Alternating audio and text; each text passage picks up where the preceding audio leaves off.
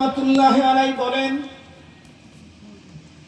এই কন্ডিশন দেখার পরে প্রতিটি মানুষের অন্তরের ভিতরে প্রশ্ন জেগে গেল, ব্যাপারটা কি, কেমন, এমন কিছুই তো বুঝে আসে না, স্বাভাবিকতার ব্যতিক্রম। ঠিক আছে, মাথার দিকে লাশটা খোলো, দেখা যাবে আসলে কার লাশ এখানে আছে। যেই মাত্র মাথার দিকে বন্ধুরা আমার কাফনের কাপড়টা সরাইছে, ইন্না লিল্লাহ, এখন তাকায় দেখে বন্ধুরা আমার কোন পুরুষের লাশ না, এ তো একজন মেয়ে মানুষের লাশ। আরো অবাক করা কাণ্ড হলো, আল্লাহ তাআলা এই পৃথিবীর এক এক দেশের মানুষদেরকে এক এক রকমের চেহারা দান করেছেন। মালয়েশিয়ার কাউকে দেখলেই বোঝা যায় মালাই, ইন্দোনেশিয়ার কাউকে দেখলেই বোঝা যায় ইন্দোনেশিয়ান, নাইজেরিয়ার কাউকে দেখলেই বোঝা যায় বন্ধুরা আমার নাইজেরিয়া, আফ্রিকান দেখলেই বোঝা যায় আফ্রিকান, জিজ্ঞাসা করার প্রয়োজন হয় না। মহিলার চেহারার দিকে তাকায় দেখলো এটা আরব কোনো নারী হতে পারে না, আরবের নারীদের চেহারা এরকম হয় না। মুহূর্তের ভিতরে কৌতূহল সৃষ্টি হয়ে গেল, মুখে মুখে আওয়াজটা শুরু হলো, আশ্চর্য কথা, কিছুই কারো বুঝে আসতেছে না, যোগ বিয়োগে মেলে না। কথাটা চলতে চলতে চলতে চলতে বন্ধুরা আমার হাজিদের ক্যাম্প পর্যন্ত চলে গেল। আগেই বলেছিলাম হজের মৌসুম ছিল, ইউরোপ থেকে যে হাজিগুলি হজ করতে এসেছিল তাদের ভিতরে একজন হাজির কানে এই মেসেজটা পৌঁছাইতেই উনি বন্ধুরা আমার পাগলের মতো দৌড় শুরু করলেন, কোথায় কোন কবরস্থানে আমি একটু লাশটা দেখতে চাই। বন্ধুরা আমার ইউরোপের কত হাজি তো হজ করতে এসেছে, কেউ দৌড়ায় আসতে চায় না, উনি কেন দৌড়ায় আসতে চান? কিছুক্ষণ পরেই বন্ধুরা আমার জানা যাবে। একটা পর্যায়ে আল্লাহর বান্দা চলতে চলতে কবরস্থান পর্যন্ত চলে এলো, সকলের উপচে পড়া ভিড়গুলাকে বন্ধুরা আমার চেক করে সামনের দিকে আগায় গেল। এক নজর মহিলার চেহারার দিকে তাকায় উপস্থিত লোকদেরকে ডেকে বলল, শান্ত হও, এই মহিলার মেসেজ খবর আমার কাছে আছে। উপস্থিত লোকজন তখন চিন্তা করলো, হয়তো বা এই লোকের আপনজন হবে, হজের মৌসুমে হজ করতে এসেছে, এদিকে মারা গেছে, এখানে মনে হয় দাফন করে গেছে, কিন্তু উপরের হাবভাব তো তেমন কিছুই বোঝা যায় না।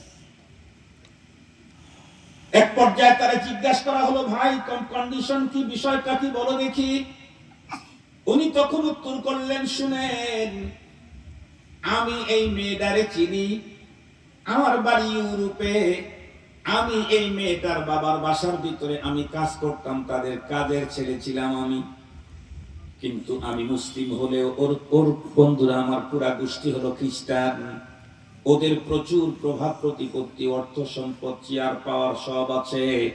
ওদের বাসাতে শুধু আমি একাই কাজের ছেলে ছিলাম না, আমার মতো আরো ডজন ডজন কাজের লোক ছিল।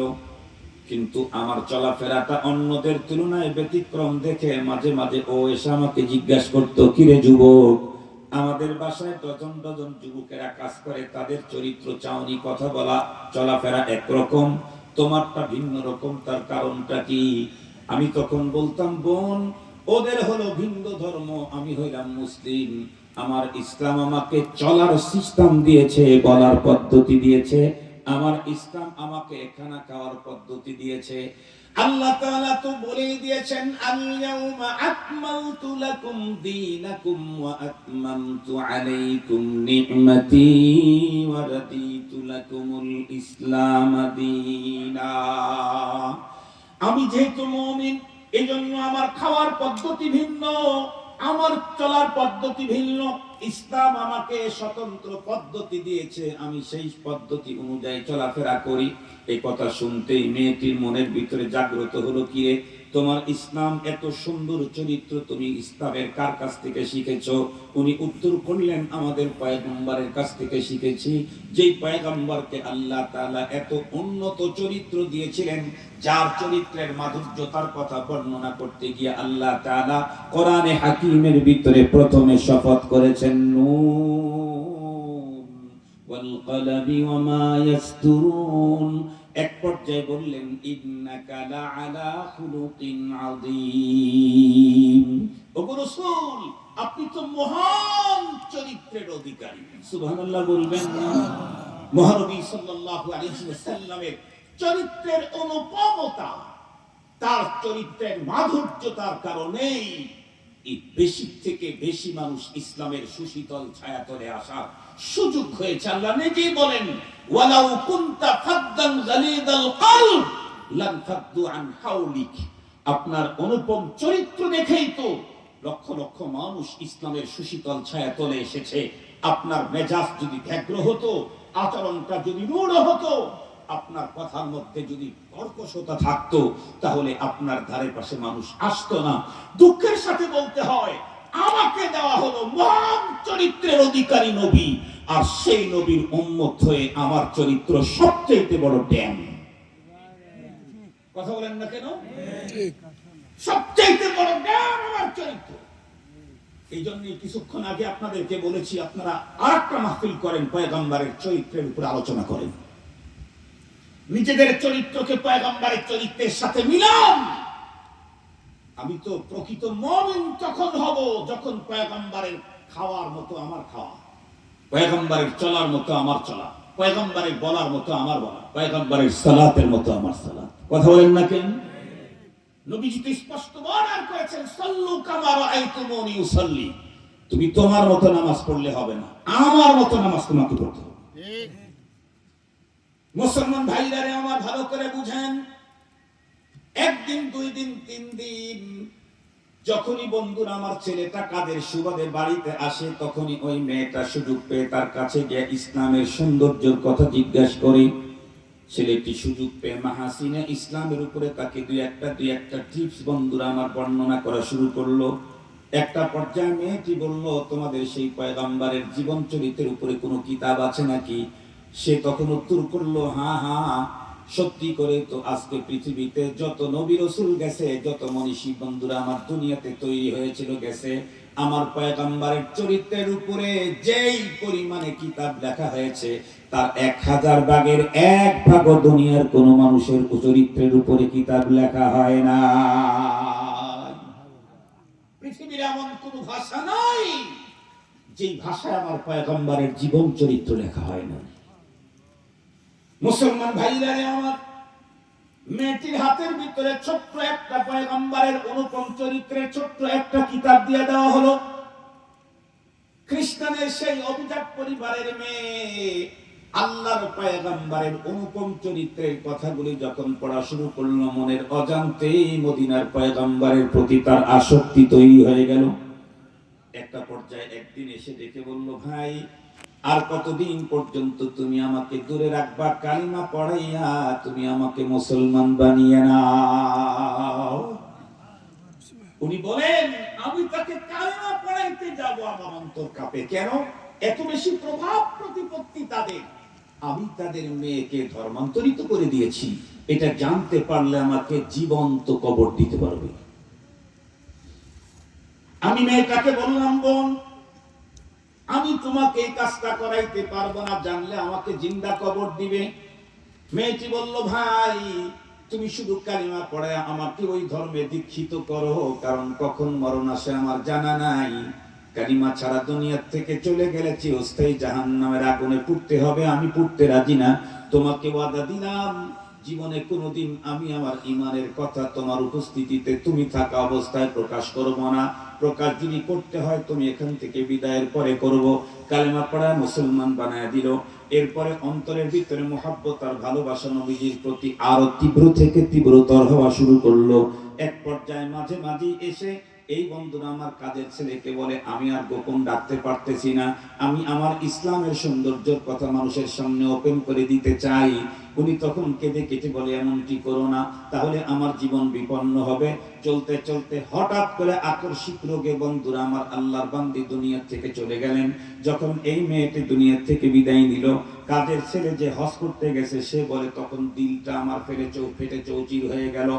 ওর বাবা মা ওকে তো ইহুদিদের পদ্ধতিতে গর্তের ভিতরে পুঁতে রাখবে, আমার দিল চায় পয়গম্বরের এমন একজন প্রেমিকাকে, আশিকাকে কখনোই এই পদ্ধতিতে কবরে দেওয়া যায় না।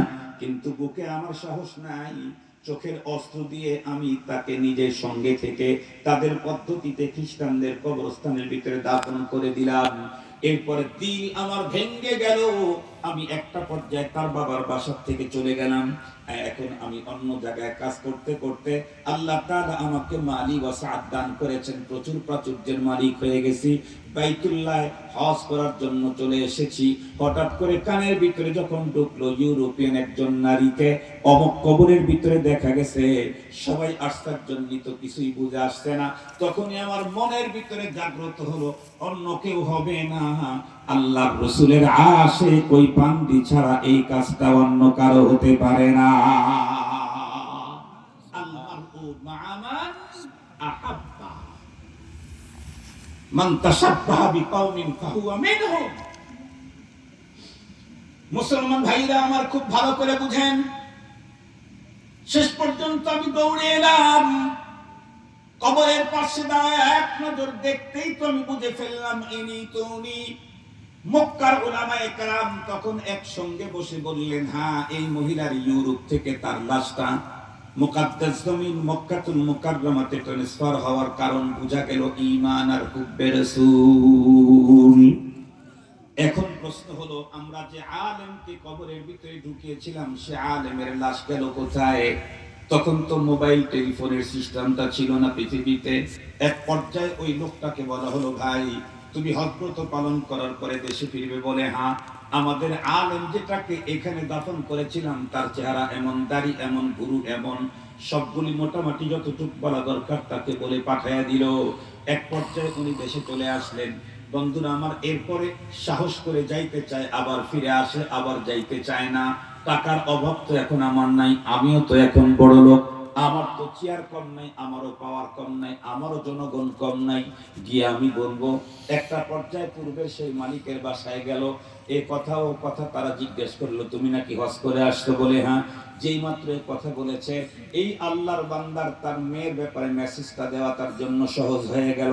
বলতে বলতে এক পর্যায়ে দেখে বলো, ভাই আমি তো আল্লাহর ঘরে গিয়েছিলাম, কিন্তু সেইখানে যায় এক আশ্চর্য জিনিস দেখে আসছি, আপনারা হয়তো বিশ্বাস করবেন না।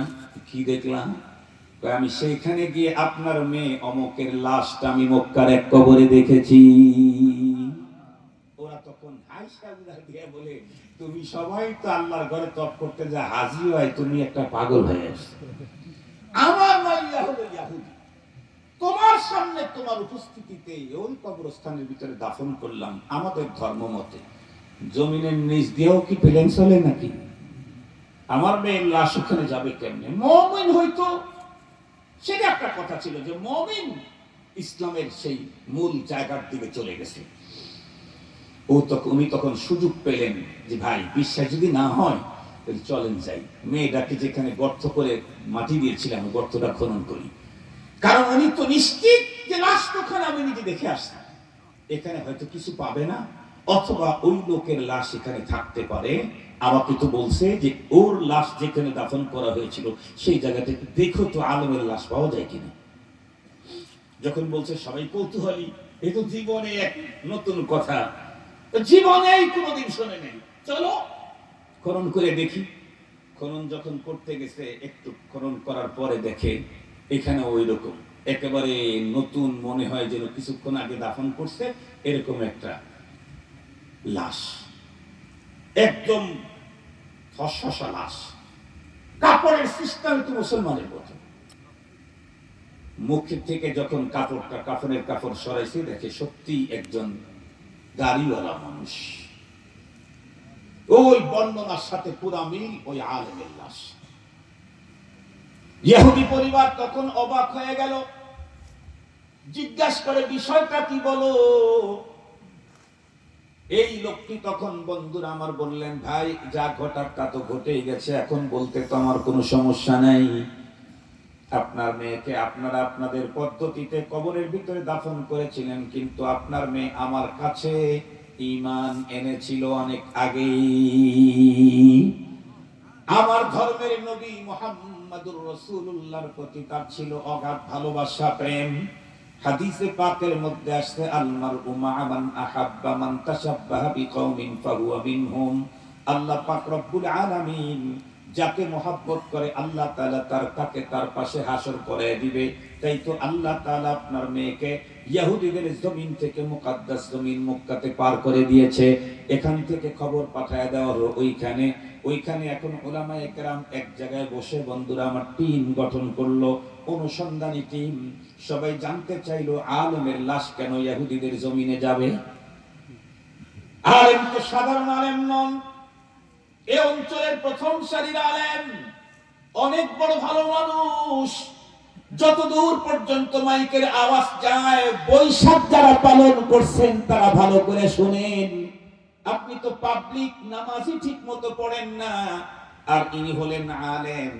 বন্ধুরা আমার, যিনি মক্কাতুল মুকাররমার হারামের ভিতরে নামাজ পড়েছে, অনুসন্ধানী টিম চালানো হলো এই আলেমের লাশ কেন আল্লাহ তাআলা মুকদ্দাস জমিন থেকে ইহুদিদের জমিনে পাঠায়া দিল। যত মানুষকে জিজ্ঞাসা করে সবাই বলে ওনার মতো অনুপম চরিত্রের অধিকারী কোনো আলেম এলাকায় নাই। চলতে চলতে না ওনার কোনো ডিফেক্টেড প্রমাণিত হয় না। শেষ পর্যন্ত তার স্ত্রীর কাছে এসে বাহির থেকে যখন তার বন্ধুরা আমার রিপোর্ট সংগ্রহ করার জন্য বলা হচ্ছে, স্ত্রীও বলে শোনেন, আমার স্বামী শুধুমাত্র কেবলমাত্র বয়ান বক্তৃতা নামাজ রোজা হজ যাকাতি এক্সপার্ট ছিলেন না, বরং তার চরিত্র ছিল অনুপম। আমার মতো এই রকমের অনুপম চরিত্রের অধিকারী আর একজন স্বামী হয়তো মক্কার অন্য মানুষ পায় নাই। সব বুঝলাম, কিন্তু তোমার স্বামীর লাশ মক্কার পবিত্র জমিন থেকে ইহুদিদের জমিনে যাবে কেন? মেয়েটি তখন কেঁদে উঠে বলল, শুধু একটা কথাই আমার বারবার মনে পড়ে। বলে কি? আমি আর আমার স্বামী রাত্রে বিশেষ সাক্ষাতে মিলিত হওয়ার পরে ফজরের আগে যখন গোসল করতে ঢুকতাম শীতকালীন সময়, গোসল করতে বড় কষ্ট হতো। আমার স্বামী কোনোদিন গোসল ছাড়া থাকেন নাই, তবে গোসল করতে গেলেই বলতেন, স্ত্রী রে, এই সিস্টেম ইসলামের আমার কাছে বেশি ভালো লাগে না।